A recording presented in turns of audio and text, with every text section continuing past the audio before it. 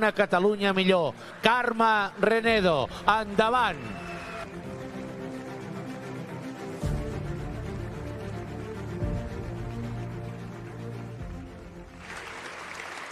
Molt bona tarda a tothom. No sé si em veieu, però sentir-me em sentireu.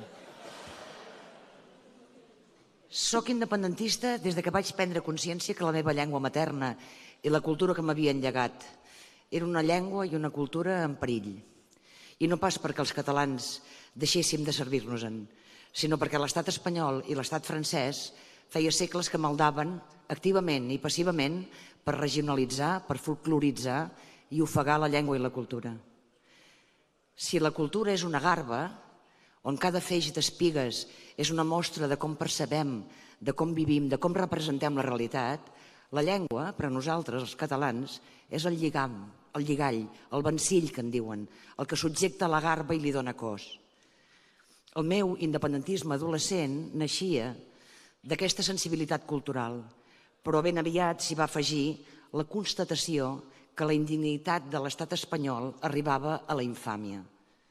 Recordeu la guerra bruta contra ETA? Recordeu els GAL?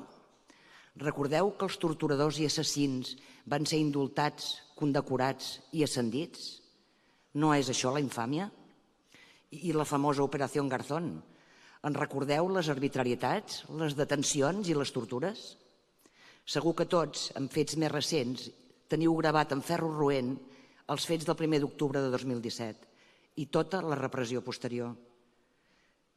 No us passa a vosaltres que sovint us costa respirar aquest aire espanyol ranci, putrefacte i resclosit?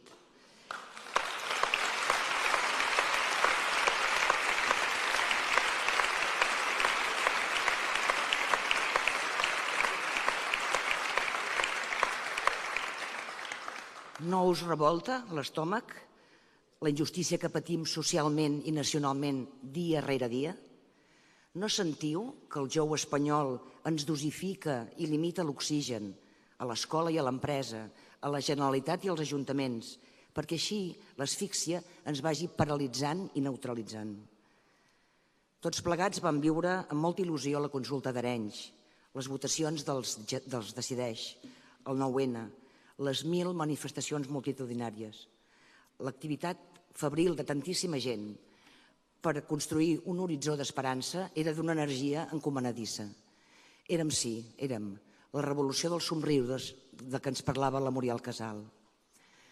Però el 2017 va acabar com va acabar i va passar el 2018 i el 2019 i el 2020 i el 21 i el 22 i el 23 i ja som al 24.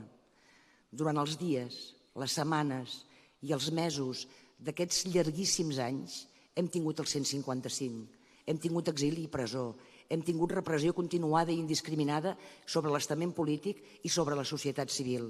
Ha continuat l'espoli fiscal. I per amanir-ho, els nostres representants, dividits, agres, llançant-se els plats pel cap.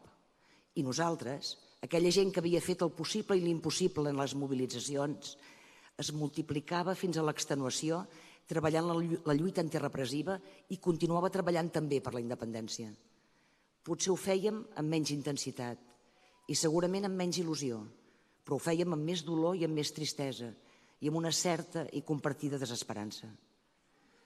De fet, durant aquests anys de desfeta, l'exili ha estat l'única llum en la foscor, si voleu, un glob d'aire fresc.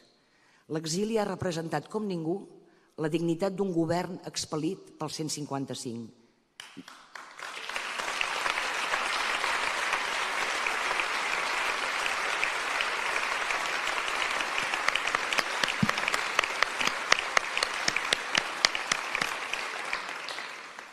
L'exili ha presentat batalla amb coratge i intel·ligència.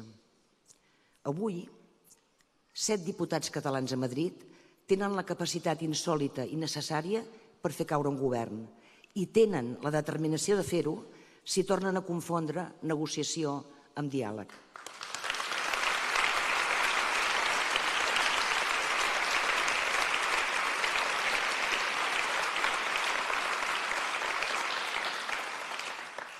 Amb aquests 7 diputats tenim una força de gegant.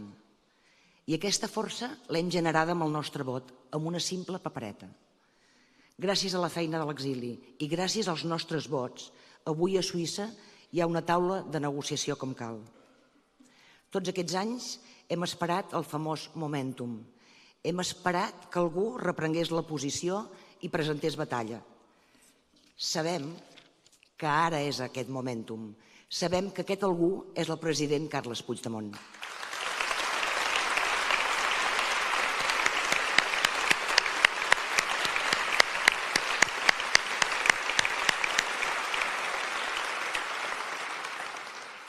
Sabeu que les línies estan fetes per molts punts.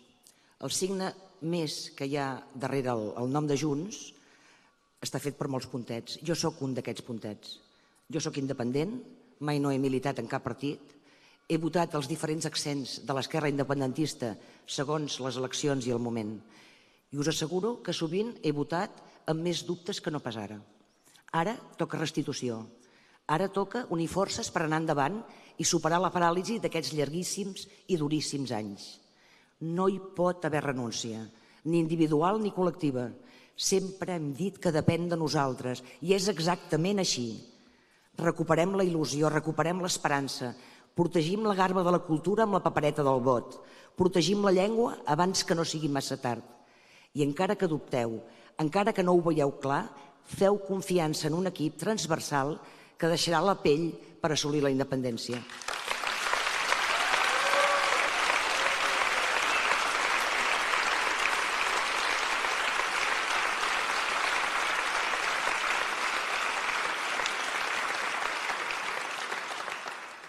La ciutadania té sempre la darrera paraula i com que la ciutadania catalana sempre hi és, mai no falla, l'esperança se'ns eixampla.